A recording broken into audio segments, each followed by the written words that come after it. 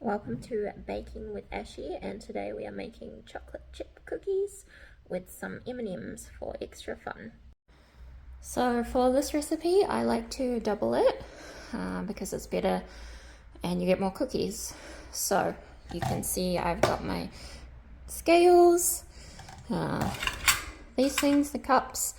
What you will need for my chocolate chip cookies recipe is 2 eggs, 300 grams of butter, chocolate chips, M&Ms for a bit of fun. You can really add in anything you like to cookies. 1 cup of brown sugar, 1 cup of caster sugar, 3 cups of plain flour, and 2 teaspoons of vanilla extract. And to get started, the first thing you want to do is turn your oven on.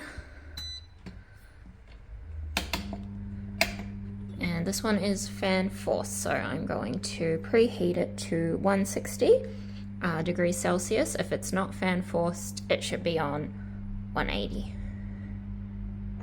And I've also got 2 trays here already lined with baking paper, ready to go. So the first thing I'm going to add in is a cup of caster sugar. Please excuse my sink, my bench is not very big for this. So 1 cup of caster sugar. Oops. And now we want 1 cup of brown sugar.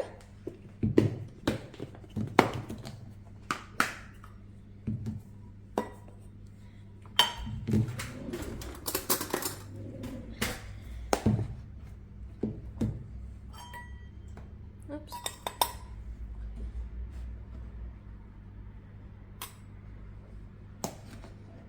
And because brown sugar is usually packed into the container, you kind of need to do it like this because it won't just fall out like other sugars.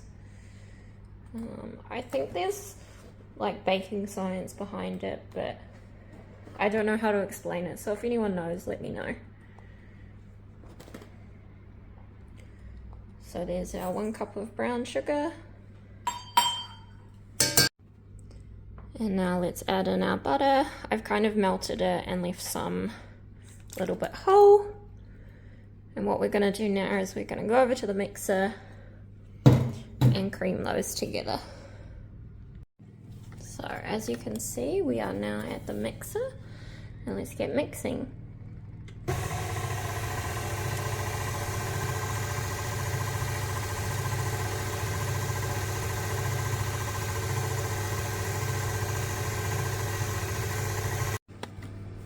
So when it starts to look like this, you can use this, like do this by hand as well. I just have a mixer so it's easier. And when it looks like this, you want to add in 2 eggs and 2 teaspoons of vanilla and keep mixing until smooth. Please excuse the weird oven sounds, but now we're going to add in 2 of these. Maybe let's not crack it on plastic. Eggs. Here's 1 egg.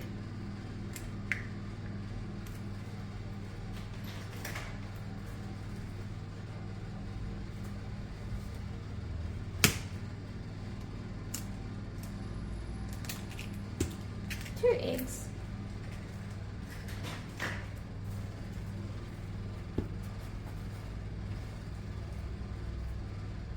And then we want to add 2 teaspoons of vanilla. 1, 2, and mix those until well combined.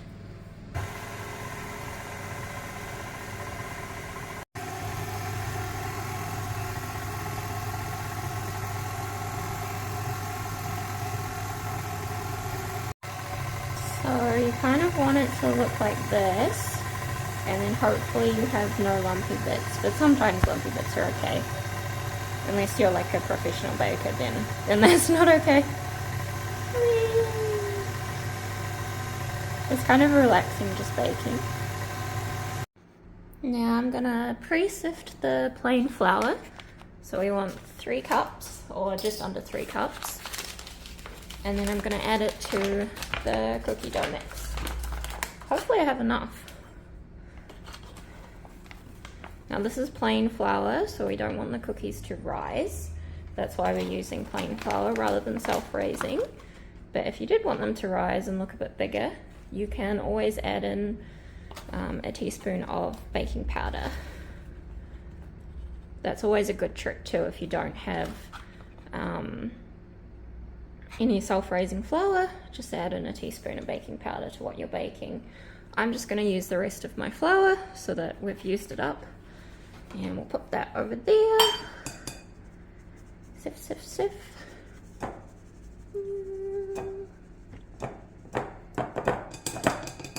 Perfect.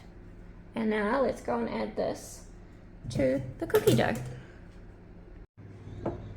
I don't know if this is going to work. I don't have enough hands. Let's come back when the flour's in there. So, the 3 cups of flour in here. Let's mix this now.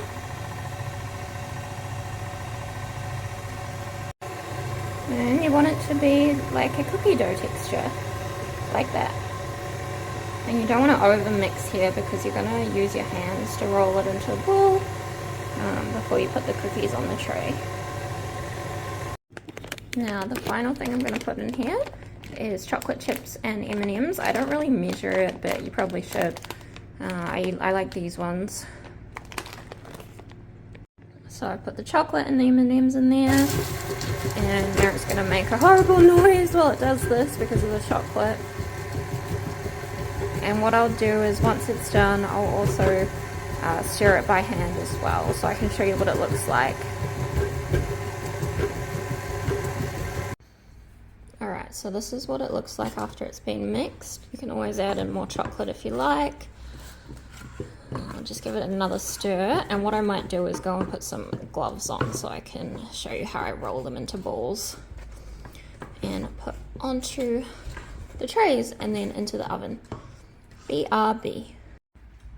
Okay, I've got my trays, I've got my weird gloves, and I just need probably a soup spoon. That'll work. You can also use an ice cream scoop if you want to get them even. What I do is I just kind of get a little bit like that, and then hopefully they don't stick to this gloves. And where's the camera? There we go. And we just roll them like that. They're a bit sticky because I melted the butter, but that's okay.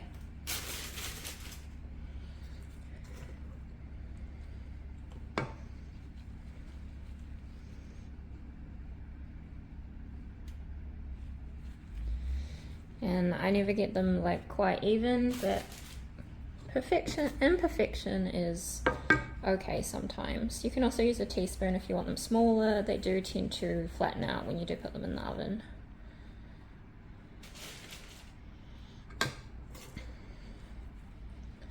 Probably get about 30 cookies maybe around that, 20 to 30.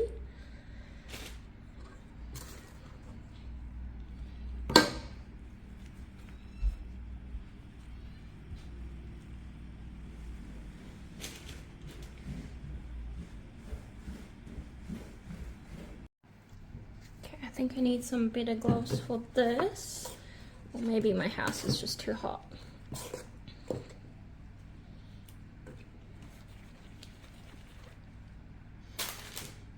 make some bigger ones.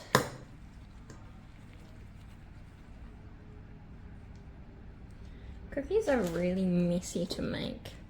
When you have OCD, it's annoying, but they do turn out delicious nonetheless. I think I'm getting better at filming things now too, although I know that the tripod is in the way, or the tripod leg, but there is really not that much space in my kitchen. Okay, so that's one. Alright, so these are almost ready to go in the oven, but usually I just press them down with a fork. You can always add more chocolate here if you like. They might turn out deformed, but that's okay. We're not a professional baker.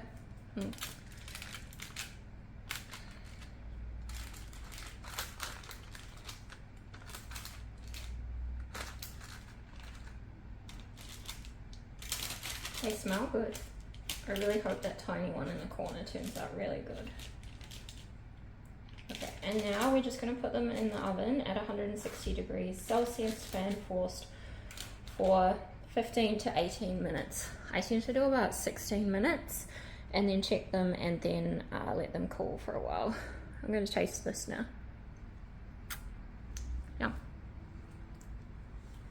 So, in the oven they go. Bye! As you can see, the cookies are ready to come out. They do go together a little bit, but it's quite easy to break them apart.